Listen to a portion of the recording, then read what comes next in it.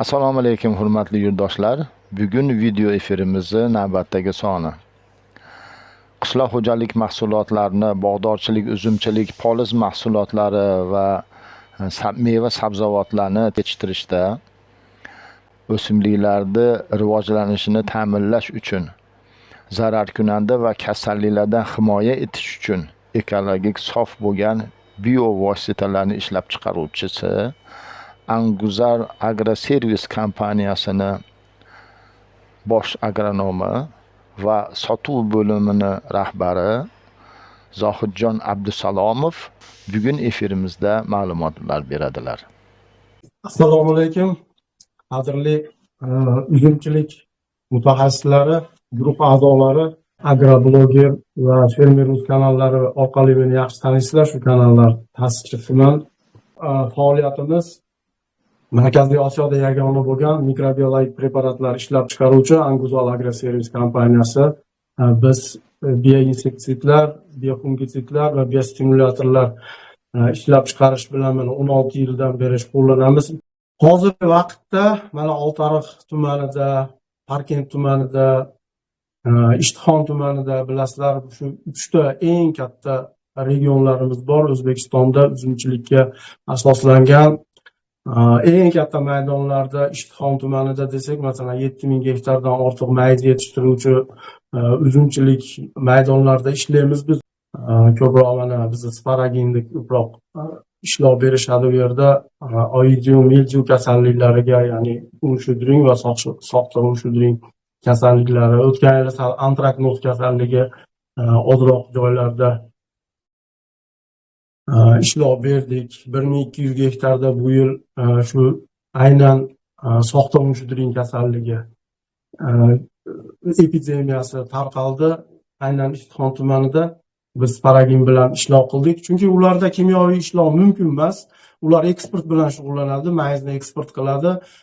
Mayizni ustida dog' shaklda qolib ketadi. U hech qachon eksportga yaramaydi. Hattoki tamojnada, laboratoriyadan birlamchi tekshiruvdan ham o'tolmaydi.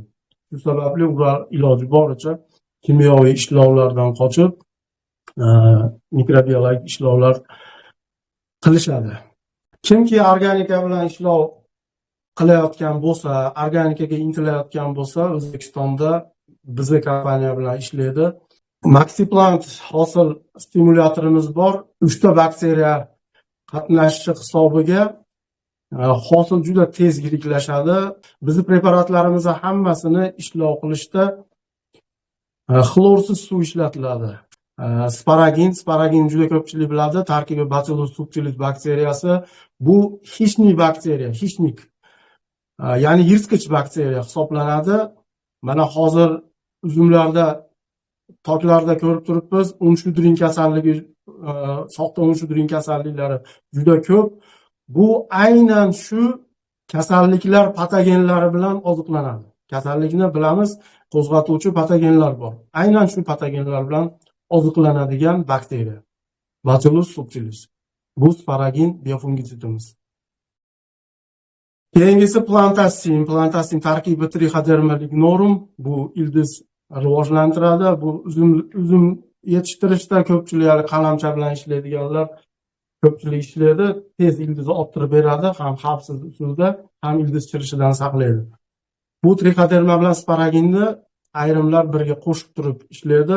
Samarqand viloyati Bulug'ur tumanida bu yil meva chirish kasalliklarini oldini olishga sepildi. Chunki o'tgan yili hosil chirishi juda ko'p, katta maydonda 550 gektarda Bulug'ur tumanida shu kasallik kuzatilgan edi. Plantasin bilan sparaginni tavsiya berganman, u yerda ishlashdi. Bu yil hozir oldini olish uchun mana hosil shakllanishi bilan o'sha 2 marta ishlandi. Maqsad nima? Maqsad o'tgan yilgi kasallik patogenlari bu yil yana sharoit tug'ilib qolsa, u tuproqda baribir saqlanib qoladi. O'ziga qulay muhit tug'ilib qolsagina u o'zini namoyon qiladi.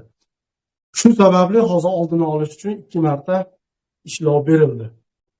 Undan tashqari Fosfomax bor bizda, 3 ta bakteriya, u ham bu fosforni fiksatsiya qilib beradi.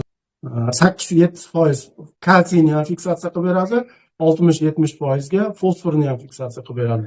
Bu hammasi bakteriyalar qilayotgan funksiyalarni aytib beryapman. Bu Fosfomaxda. Undan tashqari Prestige Plus haqida ozgina tushuncha berib o'tib ketaman. Prestige bu bargxo'r va mevaxo'r zararkunandalarga qarshi qo'llaniladi. Prestige Plus esa balki juda ko'p joylarda hozir reklama qilinyapti. Bu so'ruvchilarga. So'ruvchi zararkunandalarni hammamiz yaxshi bilamiz. Eng mashhurlari oqbasha, shira, trips, o'rgimchakkana. Shu eng mashhur so'ruvchilarga qarshi aynan shu Prestige Plus qo'llaniladi. Yana shu yerda bitta narsani ta'kidlab o'tib ketaman.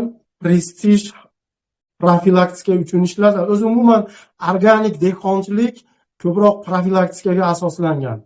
Bu Yevropada ham, masalan, AQShda ham, Xitoyga unchalik Xitoy bog'dorchiligi bilan unchalik tanish emasman, lekin Yevropa ittifoqi davlatlarida doimiy profilaktikaga asoslangan ishlovlar. Shu sababli ular doimiy kasallikni ham ko'rmasdan, hasharotni ham, zararkunandani ham ko'rmasdan ishlov berishadi. Doimiy profilaktika. Bu Prestige xuddi shunday. Insektitsid ko'rmasdan ishlov berasiz, sizni doimiy nazorat qilib beradi. Bu bargxo'r, mevaxo'rdan nazorat qilib beradi, lekin so'ruvchiga ta'sir qilmaydi Prestige. Tarkibi Bacillus thuringiensis nomli bakteriya. Prestige Plus o'z nomi bilan plusi bor. Bu so'ruvchi zararkunandalarga qarshi hozir aytganimdek, bunda 3 ta bakteriya qatnashadi. Bu uje kimyoviy tarkibga yaqinroq desak mubolag'a bo'lmaydi. O'zi tarkibi mikrobiologiya, lekin mikrobiologiya bo'lgani bilan unda 3 ta bakteriya bo'lganligi sababli foydali hasharotlarga, masalan, bog'larda biz bilan ishlaydiganlar doimiy trixogramma qo'yishadi. Erta bahorda fevraldan mana barg fevraldan chiqib mart oyiga o'tib barg chiqarishiga uzum bo'ladimi yoki mevali bog'lar bo'ladimi, intensiv bog'lar, hammasiga trixogramma bilan oltin ko'z qo'yiladi. Undan qochib qutulolmaydi.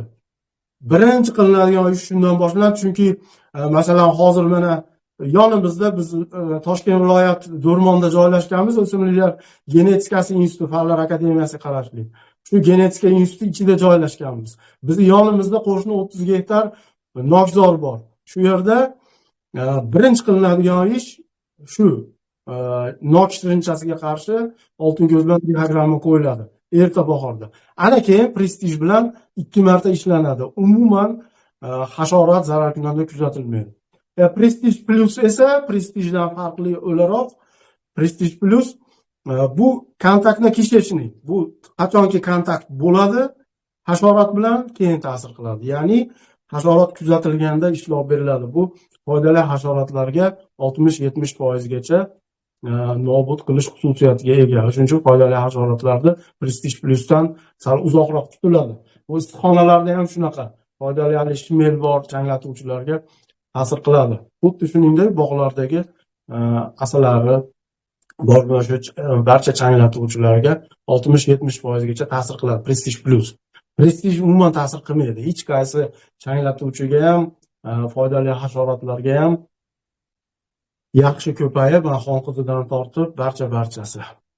Ko'pchilik juda ham xavfli fungitsidlarni yozishyapti.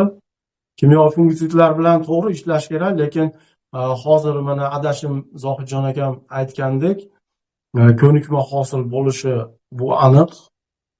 Unga qarshi birinchi sepishingizda 100% olgan to'xtatganga o'xshaydi. Kasallikka ham, hasharotga ham qarshi ishlov qilganingizda, keyingi ishlaganingizda 30-40% nobud qilishi mumkin, lekin o'sha ko'nikma, ya'ni immuniteti shakllanib qolgandan keyin unga hech qanday kasallikka fungitsidlar, kimyoviy fungitsidlar, zararkunandalarga qarshi esa kimyoviy insektitsidlar ta'sir qilmaydi.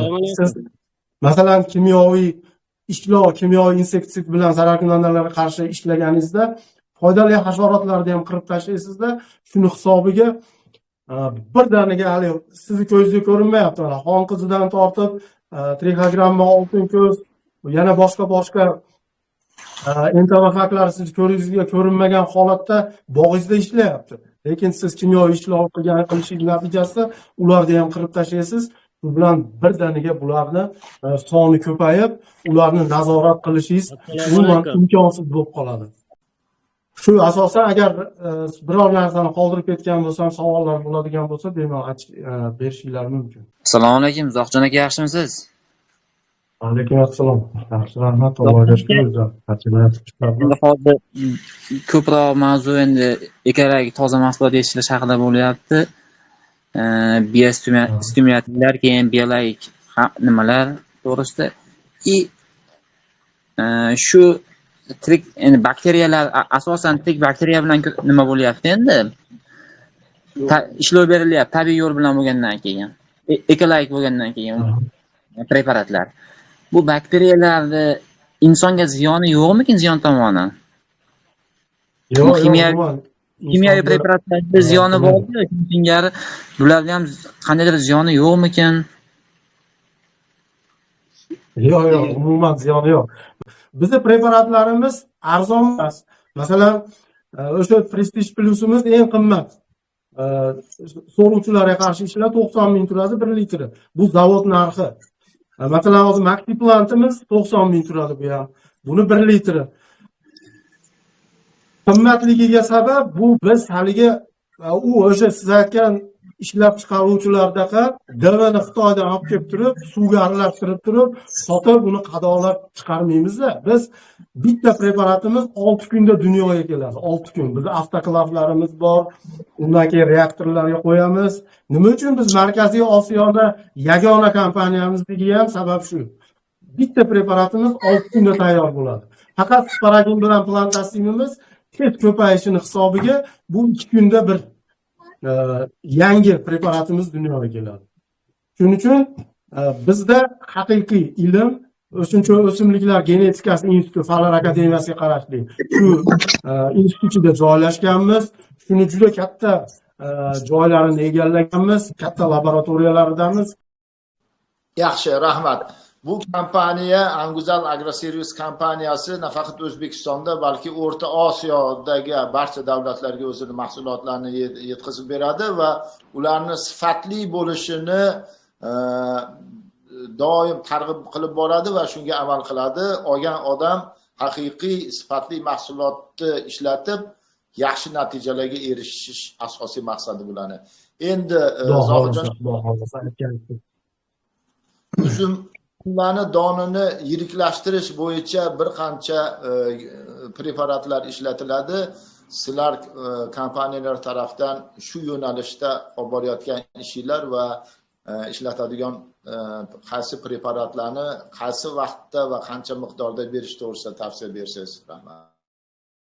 Bizda hozir Maxi Plant ishlab chiqariladi. Bu 2009-yildan beri faoliyat qilayotgan bo'lsak, 2018-yildan beri ishlab chiqariladi. Bu davlat reyestriga kiritilib, unga sertifikat olgan yilimiz shu 2018-yil hisoblanadi. Maxi Plant sarf me'yori 10 litr xlorlanmagan suvga 80 millilitrdan 90 millilitrgacha kechki salqinda sepiladi.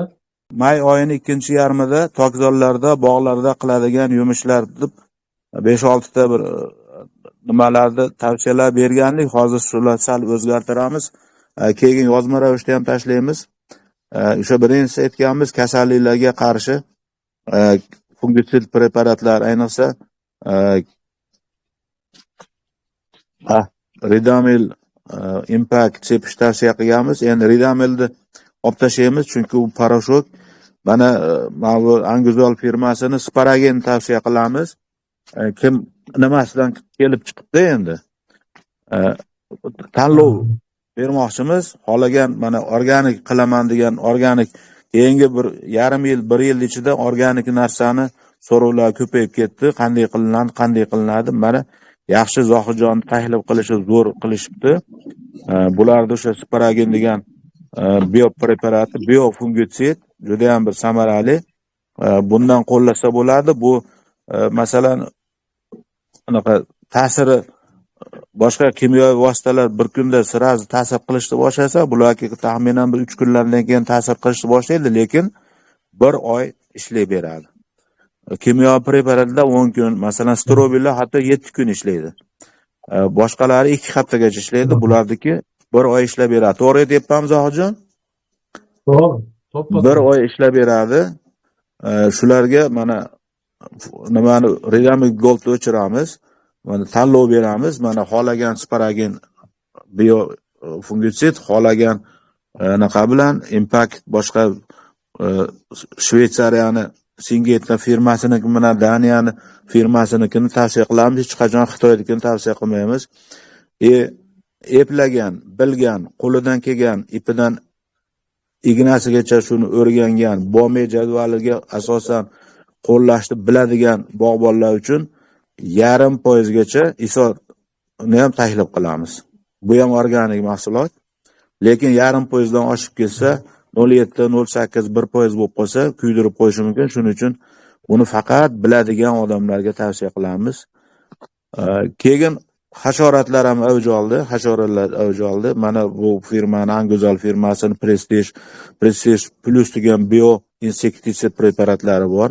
Xohlagan bundan foydalanish mumkin. Xohlagan mana o'zimizda endi zahar ko'p nomini sanab o'tirmayman. Bundan foydalanish mumkin.